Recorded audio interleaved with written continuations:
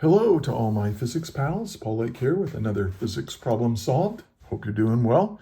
We got a torque problem here. We got two hanging masses on a wheel and axle system.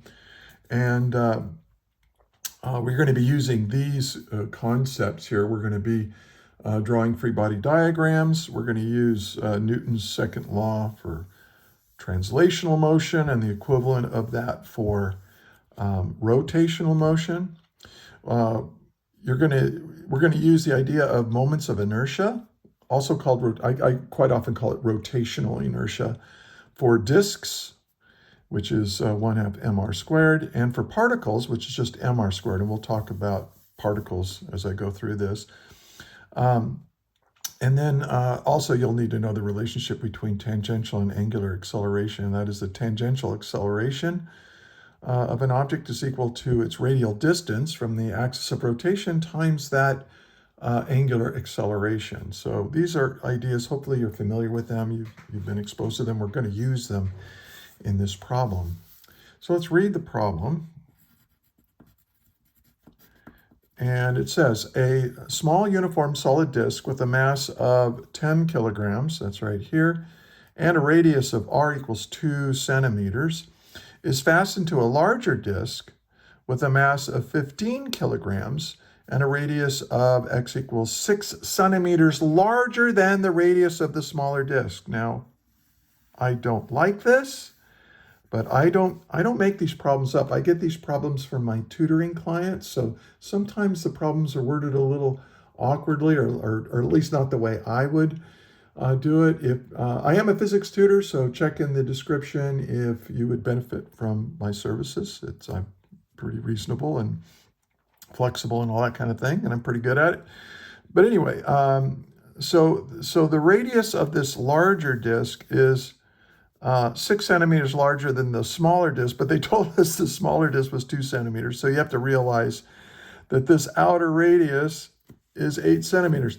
Now, why am I talking about this so much? Because the first time I worked this problem, I just assumed the outer radius was 6 centimeters, and it took me a long time to figure out that I had misread the problem. So you got to be, careful. I'm talking to myself as well as to you. The two disks are stuck together. They're stuck together to form a wheel, which is fixed to rotate about an axis through its center. So this is a classic wheel and axle system. A mass of 3 kilograms is hung from the edge of the large solid disk. That's this right here. And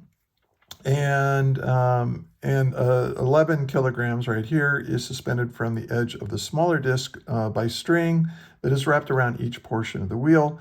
The masses are released from rest, determine the magnitude and direction of the acceleration of the hanging masses. So we've got a hanging mass here, hanging mass here. We want to know what is the acceleration, either up or down for either of them.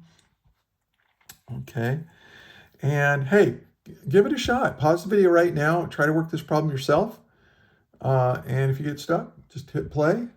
You can skip around all you want. That's the way YouTube works, but I do explain how to do all these steps. I teach this problem, so you might benefit from actually listening. If I talk too slow, just put it on 1.25 or 1.5 speed, and I'll sound like a normal person. So anyway, let's get started here. A small uniform disk with a mass of 10 kilograms. So what I do is I make this disk object 1. The big disk is object, wait a minute, what did I do? Actually I made this object 2, and I made the smaller disk object 1. That's so I can keep track of it. And one of the key ideas when you're solving a problem like this is to, create subscripts that will help you keep track of all things. Because you have 4 masses, right? You have this mass, the disk, and the smaller disk. So it's really easy to get things mixed up, believe me. I mean, I still do it after doing physics problems like this for 40 years or more, 45 years. It's still crazy. All right, so let's write out what we know. The solid disk this is 10 kilograms. So I'm gonna call this M1. The small disk is 1, object 1. And M1 is given to be 10 kilograms. And it has a radius of 2 centimeters. Now, I just have the habit of just changing it to meters. You don't really need to, but I like it. And we're just going to assume 3 sig figs. 3 sig figs. So I'm not going to necessarily write it down that way. That's R1. That's from here to here.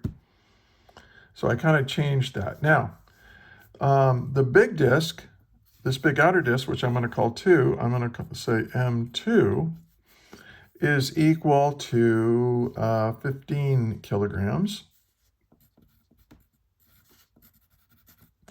And it has a radius of 6 centimeters larger than the radius of the smaller disk. So why pollute your solution with that nonsense? Just go, okay, it's 2 centimeters plus 6 centimeters is 8 centimeters. So I'm going to say that R2, that is the radius of this guy. I'll call that R2. I'm going to call this R1, put a little 1 in there. Yeah, okay.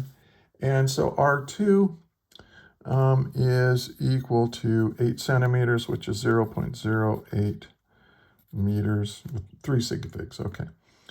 And then we know that this mass is 3 kilograms. So I'm just going to put it right here, 3 kilograms.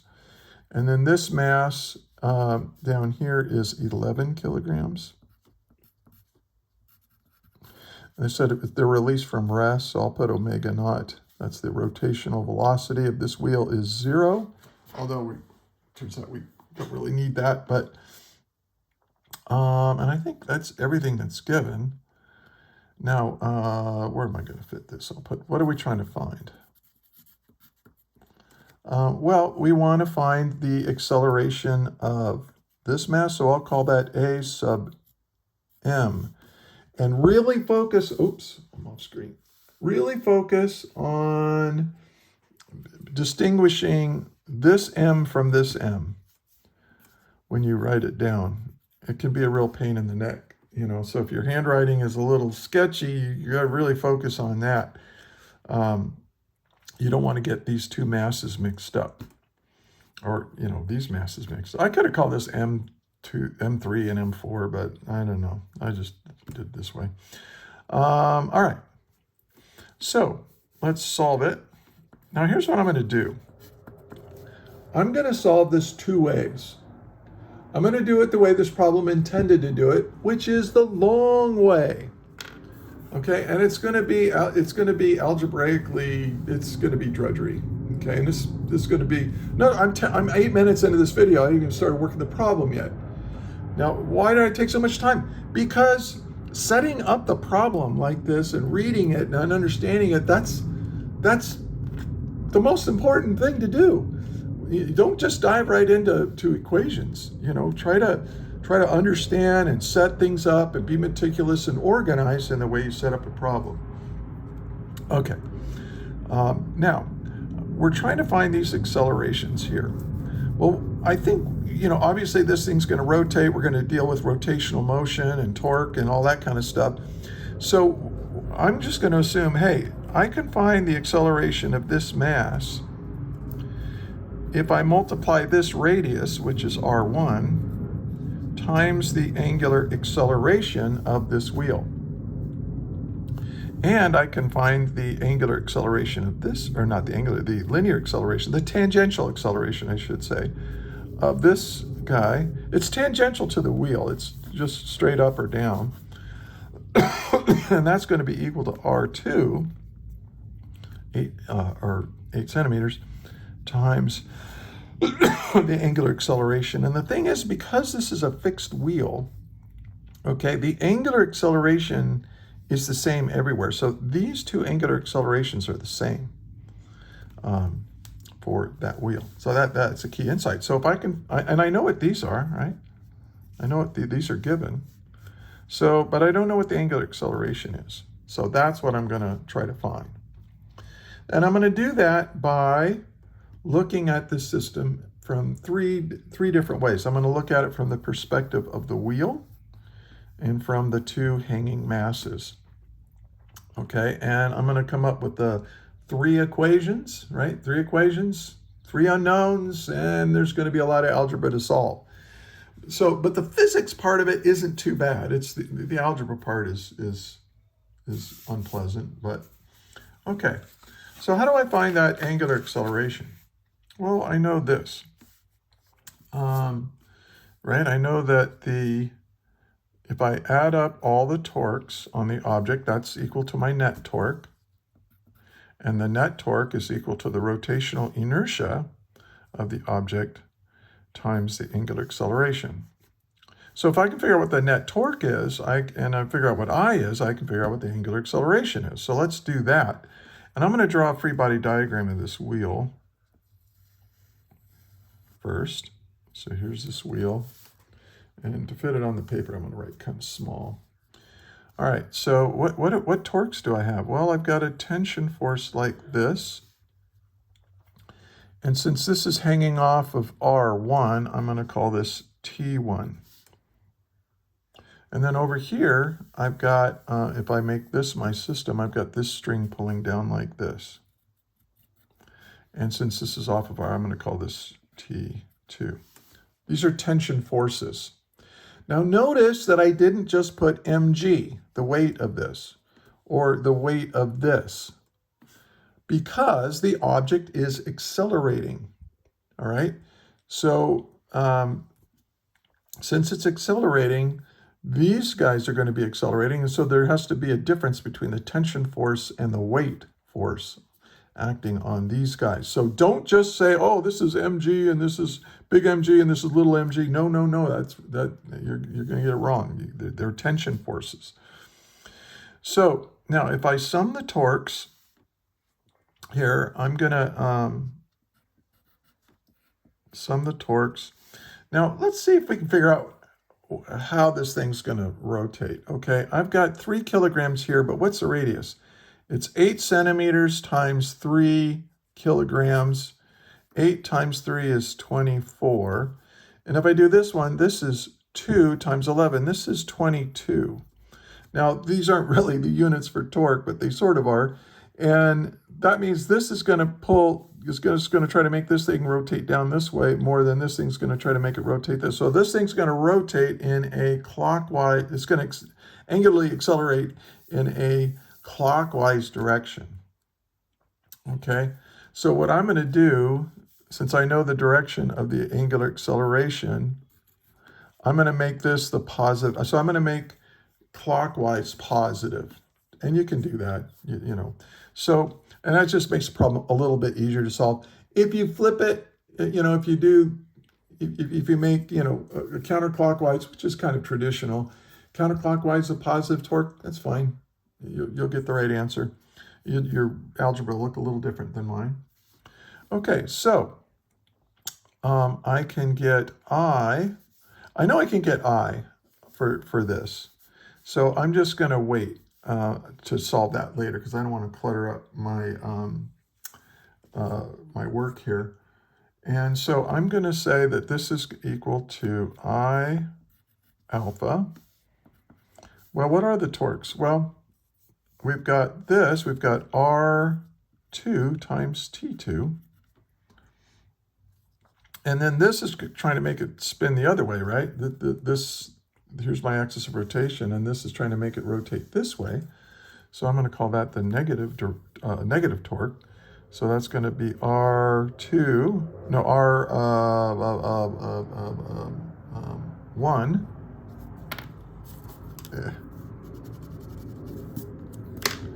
R1 times T1. Okay. So now, to solve for alpha, which is what I'm looking for, the angular acceleration, I just need to figure out what these guys are. R2, T2 minus R1, T1 over I. Okay. Now, I can figure out what I is, and I can, no, I guess I could, where should I do that? Let's do it right here. So we know that I is just equal to the sum of the rotational inertias of the small disk plus the large disk. And that's just going to be 1/2 m1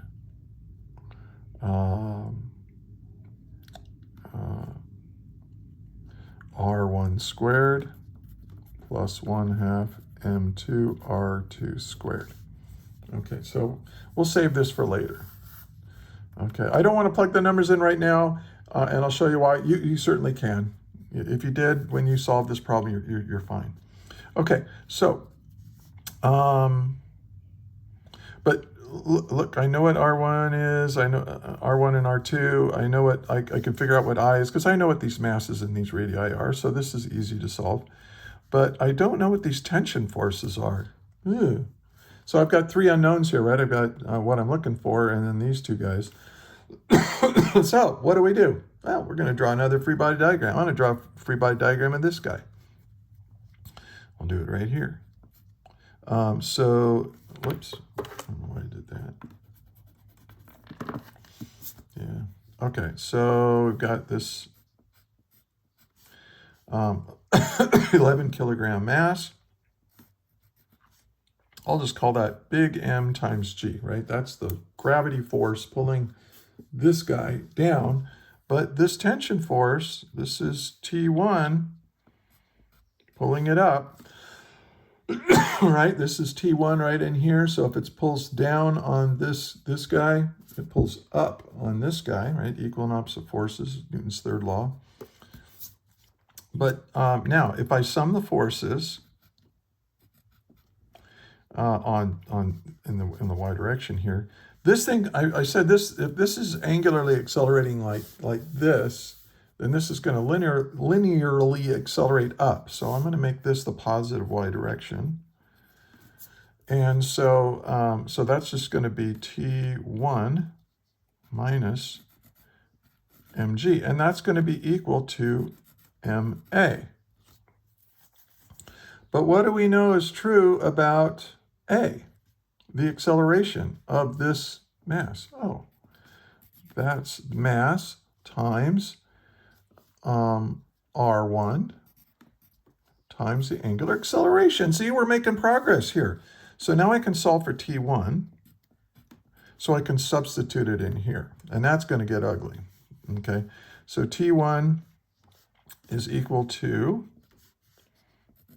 m r1 alpha plus mg. Right, just move that over there, and I've solved for T1. Ah, yeah, now I can put it in here. Now let's do the next one. Let's do this little dude right here, the little mass. And so it has little mg, and then we've got a T2. And no, these are not the same tension. No, they're in different parts of the wheel. So you got to treat them like they're different, because they are. All right, and then now this is going to accelerate down. That's what we said. So if I sum the forces in the y direction, I'm going to make positive y down. And then that's going to be equal to the weight force minus the tension force. And that's going to be equal to the mass of this times A. But that's equal to the mass of this little guy times R2, because it's out here, right? That's R2, okay, times alpha. And these 2 alphas are the same. All right, so now I can solve for T2. What I'll do is I'll just put that over here and put this over here. So T2 equals mg minus, this over here and this minus m R2 alpha. Now let me check my work. I want to make sure that I am doing good, and I think I'm in good shape here. Okay.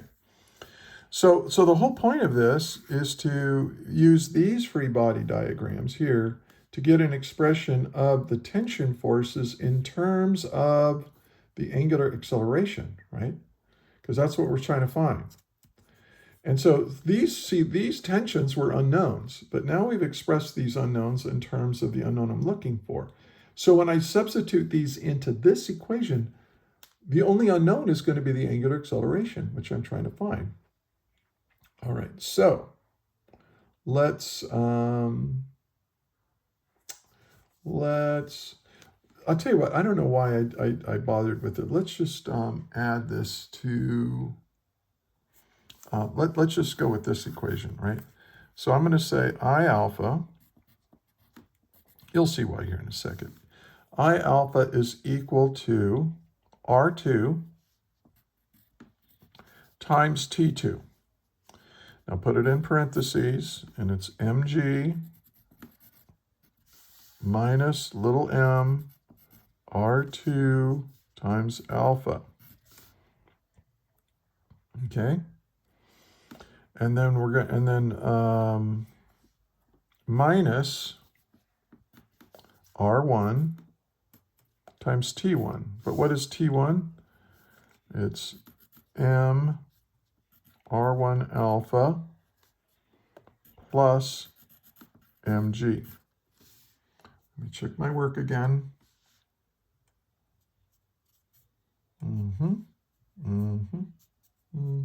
Okay. Now I'm going to distribute these r's in here. So I alpha is equal to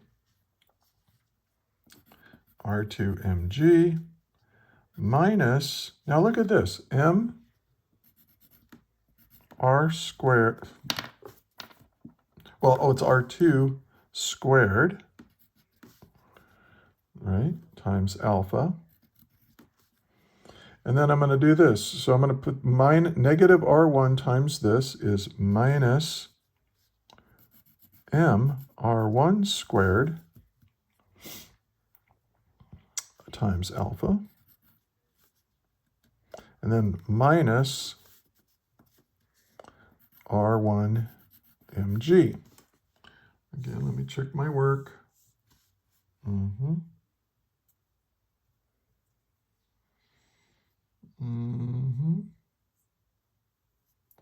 Let's see. R1 mg, there we go.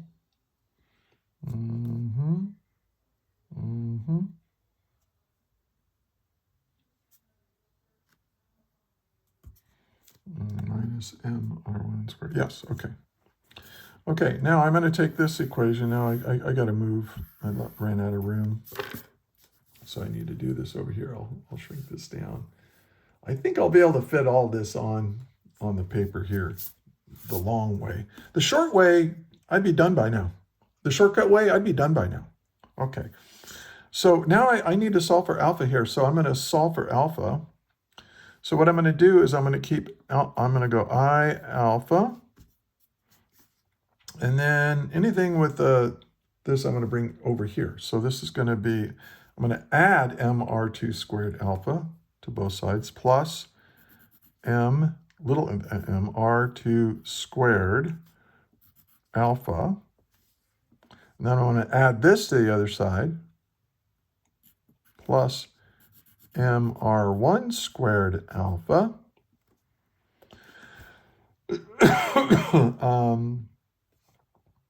equals, now what, so I brought these two over here. So what's left is this R2 mg, and then this is going to be minus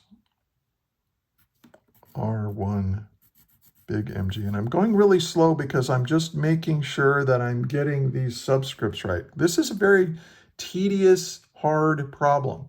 So yeah, this is going to take, it takes time. I'm sorry to say. Now, we can now distribute out, or factor out, I should say, the angular acceleration. So the angular acceleration times the rotational inertia of the disk plus, oh, look at this now. See, I got to make those m's. I want to distinguish them. Got to make it rounded. mr squared plus spiky r1 squared. Okay. And then this is equal to R2 mg minus R1 mg. Again, distinguishing those m's. And now we've got an expression for the angular acceleration. It's R2 mg minus R1 spiky mg over I plus mr2 squared plus mr1 squared, like that. This is really interesting. I want you to look at that denominator and think about what this term means, what this term means, and what this term means. Because when we do the shortcut method, we're going to be able to get to this equation in just a couple of lines instead of doing all this. It's going to be awesome, all right? But you do have to know what you're doing, all right? So think about this. Now I can just plug in my values. So let's do that. So this is 0.08 meters, that's R2, and then M is 3 kilograms, and then G is 9.81 newtons per kilogram. That's a gravity field. I like to express it like that. Minus, what is this? R2 mg. What is mg? That's the weight of this guy. What is R2? Oh, that's the radius right here. What does that look like? What does that look like? Okay, I'll shut up. R1 is, what was R1? 0.02 meters. And then the big M was 11 kilograms. And the G, of course, is 9.81 newtons per kilogram. You could use 9.8. It's not that big a deal. All right, and then I, well, I is the rotational inertia of this. So we can plug that all in at once. You know what? I'm just going to, this is taking too long as it is. I plugged in all the values. 1/2 m1 r1 squared plus 1/2 m2 r2 squared. These are the masses of the disks, right? And if you do that, you get 0.0500 kilogram meters squared. I suggest you go through that yourself. 0.0500 kilogram meters squared. This is the rotational inertia of the two disks. Now, then we're going to add m r squared. Now, m is 3 kilograms. And then R2 is 0.08 meters. We're going to square that. And then plus 11 kilograms, right? That's mass. And then R1, we said is 0.02 meters. And then we have to square that. Now, plug all this into your calculator. And you should get 2.67 radians per second squared. Yeah, you do get actually, I mean, if you cancel out all the units properly, you'll just get per second squared. So sometimes you'll see this as 2.67 seconds to the negative 2, right? That's how they will quite often express that. But I like thinking of it as radian. Where is the radian hidden in here? Well, anytime you have a radius, that's meters per radian, and this has got the same thing in it. So it's just there. It's kind of a phantom. All right, well, now we can finish the problem because the acceleration of the big mass is going to be R1. And what is R1 again? R1 is 0.02 meters times the angular acceleration. Okay, meters per second squared. Look at that. That's cool. And when you do, let's see, this is for the big mass, right? Yeah. You get A for the big mass with the short lever arm is 0.0534 meters per second squared. There's my answer at last. And then A of the little mass, well, it's the same angular acceleration, but we're just going to multiply it by 0.08 meters instead. Radians per second squared, you can think of that. And this is like meters per radian, so the radians would cancel, whatever. Okay, and then so the angular acceleration of this linear mass is 0.213. Well, it should be 4 times bigger, right, than the other one, meters per second squared.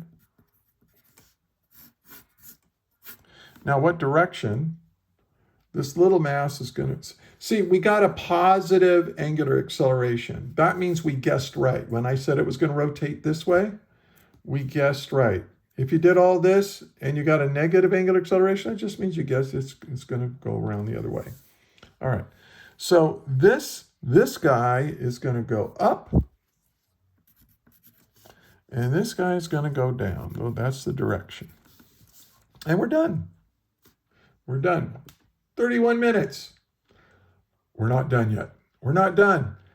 I want to show you a way of doing this in much less time with much less work, but it requires a pretty sophisticated way of looking at the problem. So let's do that. And I'm going to need a separate sheet of paper. Usually these physics problem solved videos don't require a second sheet of paper, but this one sure does. All right. So let's start over, and I'll just write it out real quick. So we've got this wheel and axle. So we've got this, I'm going to call this R2 equals 0.08 meters, and this is R1, 0.02 meters. And remember, we said that this had a 11 kilogram mass. And here we have a 3 kilogram mass. And then this was, what was the mass of this? This was 15 kilograms. And I think this was, I called that M2. And then this was M1 was 10 kilograms. Okay. Now, there's another way of doing this. You see, what we did over here in this problem is we drew 3 separate free body diagrams for the wheel and axle, for the 11 kilogram mass, and for the 3 kilogram mass. And then we've got a torque equation, and we got a force equation, and a force equation, and 3 equations, 3 unknowns. We went through all the algebra substitutions and all that. So much drudgery. And we finally got an answer after half an hour. This one, now, but what if we consider this my system? My system is going to include everything. The 2 masses and the 2 disks. And this is my pivot point. It's going to rotate about that. So now I'm going to draw a free body diagram of this guy. And so what I'm going to do is I'm going to do this. Like the weight of this is the Earth pulling down on the system here, and then over here we've got this way. So this is mg, and this is mg, like that. Okay. Now, if I treat it like this, right, what am I trying to find? I'm trying to find the acceleration of the, let's just say I want to find the angular acceleration, because once we have that, you know how to figure out the the acceleration of these guys. All right, so let's solve it. Well, all right. This whole thing right here, the net torque on my system is equal to the rotational inertia of my system times the angular acceleration. Well, the net torque is pretty easy here. We've got this torque, right? We've got, and when you have a force and you want to know what the torque is from this force, you just kind of extend the line of the force back and find the radial distance to your axis of rotation. That takes care of the F sine theta, right? Torque is R times F sine theta. Well, the theta is the angle between your lever arm and your force, and so if you just extend this back, this becomes your lever arm, this is your force, and there's a 90-degree angle between them, so sine of 90 is 1, so you don't need to worry about it. So this is going to be this R, which is R2 times mg, minus the torque from this, which is going to be R1 times big mg. Okay? And these are the only two. What about the tensions? What about those tension forces in the strings here? They're internal to my free body diagram. Okay? And so I don't include them. If forces that are internal to a free body diagram, they cancel each other out, right? This tension force is pulling up on here, but it's pulling down on here. And if it's all one thing, these two forces are equal and opposite. When you add them together, you get 0. Now what's different about what we did before is that this I is the I for everything. So let's solve for this. This is R2 mg minus R1 mg over, well, what is the rotational inertia of this composite object in here? Well, we've got the little disk, 1/2 m1 times r1 squared plus 1/2 m2, the big disk, the 15 kilogram, times r2 squared. But look, these guys are part of the system, and they have moment of inertia, rotational inertia. They have that. Now remember, for a particle, we say that the rotational inertia is just, right? Okay, here's a little sub-lecture, okay? This is not part, but let's say you had an object that was moving like this. It had a certain mass. Let's say it has a little hook right here. It has a mass and it's moving. And then right here is a little post, and it's r distance away.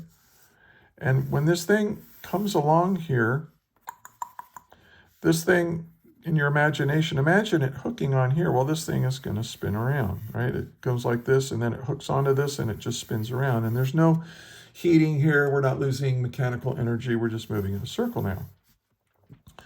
Well, if you have an object, what is its a particle out here? What is its rotational inertia? Well, I for a particle is mr squared.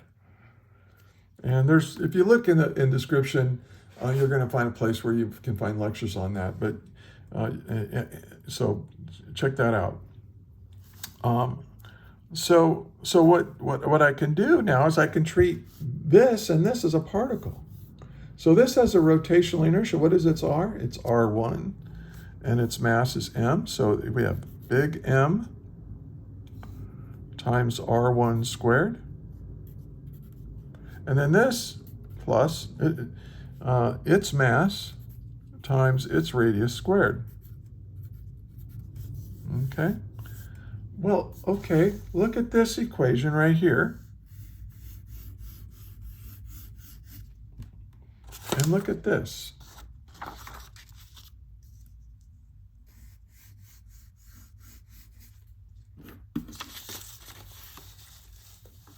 They're the same. I combined these, I did this over here.